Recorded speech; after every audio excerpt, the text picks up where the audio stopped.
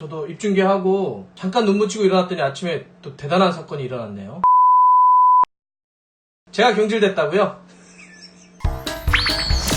어이 달스네요. 라이브입니다. 저도 이제 지난 새벽에 브라질 경기 지켜보고 집에 들어와서 새벽에 잠깐 눈 붙였다가 아침에 일어났는데 좀 큰 뉴스가 나와가지고 이렇게 나가려다가 옷 차려입고 나가지도 못하고 지금 긴급하게 한번 여러분들과 이야기를 나누려고 방송을 켰는데요. 정격적인 결정입니다. 이 토트넘이 포체티노 감독을 경질한다 라고 발표를 지난 새벽에 했습니다. 공식 홈페이지 들어가 보시면 이제 글이 뭐 길지 않게 요 정도 좀 이제 남겼는데 레뷰 회장의 코멘트가 있더라고요. 이사회에서 결정을 한 거다. 포체티노 감독과 코칭 스태프 모두를 다 이번에 경질한 겁니다. 예를 들어서 포체티노 감독은 물론이고요. 헤수스 페레스 코치, 미구엘 다고스티노, 안토니 히메네스 코치 모두를 이번에 팀에서 경질하는 그런 결정입니다. 이사회 결정이라고 이야기를 하면서 그동안 새로운 경기장 건설하는데 어려운 과정이 있었는데 그 과정에서 잘해줘서 고맙다 그리고 존경한다 이런 이야기를 의례적으로 남겼죠. 사실 그거는 이제 경질할 때 이사회에서 한 번 남기는 그런 말인데 어쨌든 이렇게 결정을 좀 했습니다. 좀 놀랍죠. 물론 그런 어떤 흐름이 없었던 건 아닙니다. 포체티노 감독이 좀 위험하다 이런 이야기들이 계속 나왔었죠. 왜냐하면 올 시즌 초반에 지금 토트넘이 너무 안 좋으니까요. 프리미어리그에서 승리를 거둔 것도 지금 단 3승밖에 없죠. 12경기에서. 그러다 보니까 순위가 14위로 좀 쳐져 있고 올 시즌 공식 경기를 모두 17경기를 치렀는데 지난번 컵 대회 같은 경우는 4부 팀에게도 졌잖아요. 그래서 공식 17경기 중에 승리가 5승밖에 없습니다. 그래서 여러 가지 좀 안 좋았기 때문에 포체티노 감독이 좀 위험하다 이런 얘기가 나왔는데 그래도 이렇게까지 급작스럽게 경질 발표될 줄은 몰랐습니다. 일단 포체티노 감독의 발목을 잡은 건 이렇게 시즌 초반에 좀 극심한 성적 부진이 일단 포체티노 감독의 발목을 잡은 거죠. 그런데 이제 이거에 대한 반론도 좀 적지 않은 것 같아요. 반론은 뭐냐면 아니 이렇게 지금 토트넘이 흔들리는 게 포체티노 감독만의 문제인가 이런 이제 문제 제기죠. 그러니까 무슨 얘기냐면 포체티노 감독이 2015년이죠. 2014년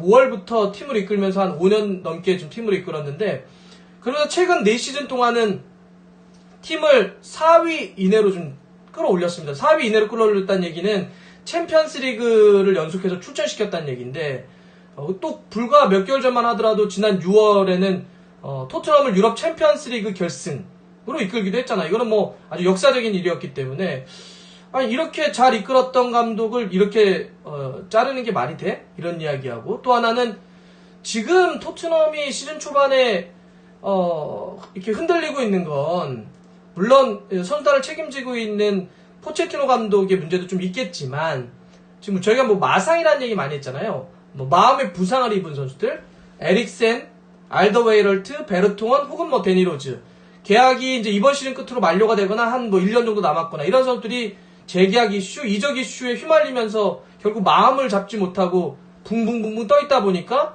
그 선수들도 잘 못하고 주위에 있는 선수들도 여파가 미치면서 팀의 중심을 잘 못 잡은 것도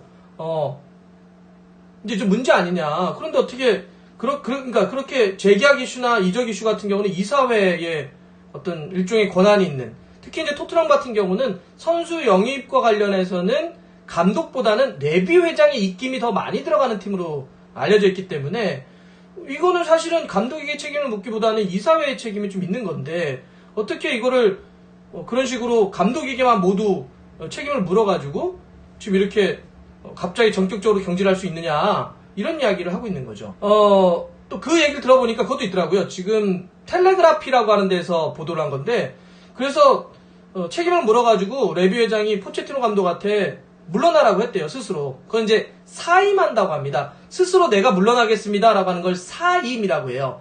사임하라고 했더니 포체티노 감독은 내가 왜 사임을 해야 되냐. 난 사임할 이유가 없다. 난 계약기간 그대로 가겠다라고 했더니 그랬더니 이사회를 열어가지고 토트넘 이사회에서 경질한 겁니다. 경질했다는 얘기는 잘랐다는 얘기예요.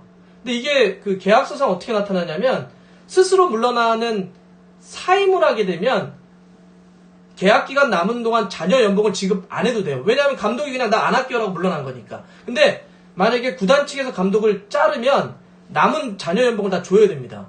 약간 여기서도 뭐 레비 회장 입장에서는 돈 주기 싫어가지고 그랬던 것 같은데 어쨌든 포체티노 감독은 내가 잘못한 게 없는데 왜 물러나느냐 이런 이야기를 한 거죠. 그래서 위약금 포함을 해가지고 뭐 계약서상 써 있는 건 아마 지불해야 될 것 같은데 자 이게 이제 어떤 문제로 나타날 것인가 저 얘기도 할 수 있겠다. 아까 사실은 뭐 선수 영입에 대한 많은 권한을 레비 회장이 갖고 있다는 말씀을 좀 드렸는데 그러니까 지난 여름에는 선수를 좀 사줬지만 그 전에 두 번에 걸친 이적 시장 때는 선수도 안 사줬었어요, 그나마. 그리고 이번 여름에 영입을 했을 때도 뭐 로셀소라든지 문돈벨레 뭐 이런 식으로 영입을 좀 몇 명 했는데 뭐 라이언 세센용이라든지 제대로 안 되고 있잖아요. 이런 걸 놓고 보더라도 물론 거기에 포체티노 감독의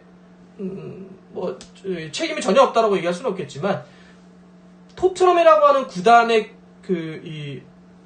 군한 운영의 그 안에서 움직이는 그 메커니즘을 좀 본다면 이거는 사실은 감독에게만 권한을 맡길 수 없어요. 상당한 그러니까 선수를 영입하거나 선수단을 움직이는 데 있어서 이사회 레비 회장의 힘이 상당히 많이 들어와 있거든요. 이제 그런 의미에서 그래서 이 경질이 뭐 올바른 거냐 이런 문제가 되고 있습니다. 근데 어쨌든 경질은 된 겁니다. 이거는 이제는 뭐 흘러간 물이 돼버렸기 때문에 이미 엎어러진 물잔이 됐습니다. 물을 다시 잔에 이제 담을 수는 없을 것 같고 그 다음 어떻게 될 것이냐 이 문제를 좀 봐야 되는데 제가 봐서는 이거는 선수단의 여파가 좀 클 것 같아요. 기본적으로 감독이 바뀌면 선수단도 변화가 일어납니다. 이거 불가피하죠. 왜냐하면 감독을 선임한다는 얘기는 당신이 원하는 축구 철학, 당신이 좋아하는 전술대로 해보세요라는 뜻이에요. 그러면 감독 입장에서는 내가 원하는 축구, 내가 원하는 전술에 따라서 그에 맞는 선수를 영입하게 됩니다. 제가 이거는 건너서 들었던 얘기인데 기성용 선수가 지금 뉴캐슬에서 못 뛰고 있잖아요. 아예 엔트리도 못 들고 있는데 그게 이제 그런 똑같은 이유가 있다고 합니다. 그러니까 지금 스티브 브루스 감독 현재 뉴캐슬 감독 입장에서는 기성용은 베니테스가 영입한 선수예요. 자기가 영입한 자기 선수가 아닙니다. 그러니까 물론 기성용 선수가 뭐 옛날만큼 스피드가 좀 떨어졌다 뭐 이런 얘기도 할 수 있겠지만 그렇다고 해서 전혀 엔트리에 안 들어갈 만큼은 아닌데 아예 엔트리에 안 들어가고 있다고 해요. 베니테스 감독의 선수로 브루스 감독은 보고 있다는 거죠. 그러니까 지금 아예 엔트리 안 돼. 그럼 그만큼 감독이 바뀌면 선수단의 변화는 불가피합니다. 포체티노 감독은 전술 컬러가 또 분명히 있잖아요. 그러니까 처음에 그 포체티노의 아이들이라고 불리우는 많은 선수들 지금 거의 주축이 다 그래요. 자기가 영입했거나 혹은 자기가 중용했거나 다 이런 선수들입니다. 이런 선수들을 다 젊은 선수들 놔둬놓고 막 전방 압박도 강하게 하고 공수전환 빠르게 하고 그래서 어린 선수들 중심으로 해서 팀을 만들어가지고 지금 한 5년 정도 이렇게 팀을 이끌어온 건데 근데 이런 감독이 떠나요. 그럼 어떻게 될까요? 새로운 감독이 오면 그러니까 전술의 컬러가 진했던 만큼 새로운 감독이 오면 제가 봐도 선수단이 바뀔 공산이 높아요.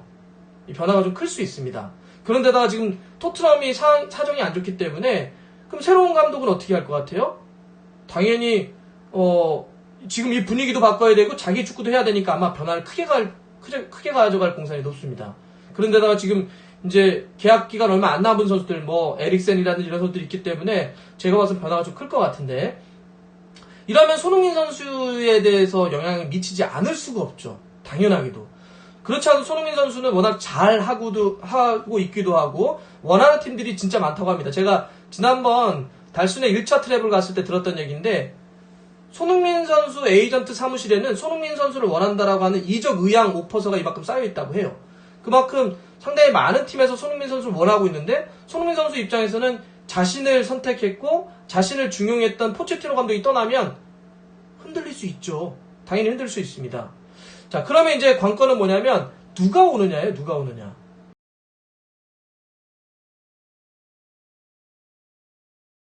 제가 이거 보려고 아침에 일어나서 저도 막 들어가 봤거든요. 그랬더니 스카이 스포츠에 보니까 바로 토트넘이 무리뉴하고 뭐 회담을 했다 이런 얘기가 바로 떴더라고요. 스카이 스포츠에서. 물론 이제 선수 영입도 그렇고 감독과의 그 영입도 그렇고 사인하고 사진 찍고 공식 발표 나야 알겠지만 아주 긴박하게 돌아가고 있는 것만은 사실인 것 같아요. 지금 현지 보도들은 몇 군데를 보면 무리뉴가 일단 1차 후보로 거론되고 있다, 만나고 있다는 얘기 나오고 있는데 모르겠어요. 무리뉴 감독이 오게 되면 그게 손흥민 선수에게 좋은 건지 토트넘에게 좋은 건지에 대해서는, 물론 무리뉴 감독이 갖고 있는 강점은 경험이 많다는 것, 그다음에 우승 경험을 갖고 있다는 것, 빅클럽을 많이 이끌어봤다라고 하는 건 무리뉴 감독의 분명한 강점입니다. 하지만 무리뉴 감독의 또 그건 못지않게 단점도 있죠. 전술이 아주 현대적이냐, 이제 소위 우리가 얘기하는 뭐 수비적인 축구, 뭐 버스 세우는 축구 이런 얘기도 하기도 하는데, 요즘 워낙 그 뭐 클럽이나 펩이나 이런 감독들이 아주 그 현대적인 전술을 구사하면서 상대적으로 무리뉴 감독의 전술이 조금 올드하다 이런 평가도 받고 있는 게 사실이고요. 또 하나 무리뉴 감독은 이게 뭐 1, 2년 차 이렇게 뭐 잘했다가 또 못했거나 이렇게 약간 기복을 타는 게 좀 있어가지고 이게 얼마큼 또 잘 될 거냐 이런 게 좀 있습니다.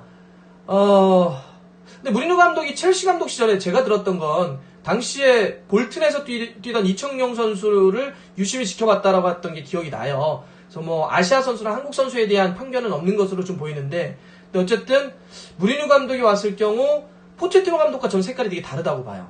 그러면 변화가 클 수밖에 없을 것 같고, 혹 포체티노 감독이 어디로 갈지는 모르겠지만 포체티노 감독이 만약 어느 팀으로 간다면 손흥민 선수의 손을 잡고 갈 가능성도 있지 않을까요? 그럴 가능성도 있지 않을까요? 전 이것도 또 하나의 변수라고 봅니다. 포체티노 감독이 어디 떠나게 되면 손흥민 선수를 데리고 같이 갈 공산도 있습니다. 뭐 그게 뭐 어디든 뭐 지금 몇 팀들이 얘기 나오고 있죠. 그래서 이런 팀들, 아주 빅클럽들, 뭐 레알이나 뭐 미넨이나 뭐 이런 이야기들도 어쨌든 막 이것저것 나오고 있는데, 일단은 그거는 결정되고 봐야 되고요. 자, 이렇게 지금 포체티노 감독의 전격적인 경질, 그리고 그 이후에 후임에 대한 선임의 논의, 그리고 그에 따른 손흥민 선수를 포함한 토트넘의 그 선수단의 변화가 아주 급박하게 이루어질 것 같은데, 근데 시간이 많이 없어요. 왜냐하면 이번 주말에 당장 웨스트햄과의 경기를 해야 되고요. 웨스트햄과의 원정 경기를 치러야 됩니다. 그리고 나서 바로 뭘 해야 되느냐? 챔피언스리그 경기도 치러야 돼요. 주중에 챔피언스리그 올림피아코스 경기도 또 치러야 되기 때문에 중요한 경기들이 계속 이어집니다. 그러니까 일단 지금 포체티노 감독을 경질한 상태에서 감독 선임이 좀 급해요. 감독이 누가 오느냐에 따라서 토트넘의 반전과 혹은 손흥민 선수의 입지 이런 것들이 결정되기 때문에 요거는요, 제가 좀 바로바로 지금도 제가 바로 나가지 못하고 여러분들에게 긴급하게 이렇게 방송을 연결했는데, 이거는 어쨌든 어떤 뉴스가 전달되거나 추가되거나 또 어떤 저희가 이야기해볼 거리가 있으면 언제든지 연결해가지고 여러분들과 좀 이야기를 나누도록 하겠습니다. 네. 자, 좋아요, 구독 걸립니다. 알람 들어갔어요.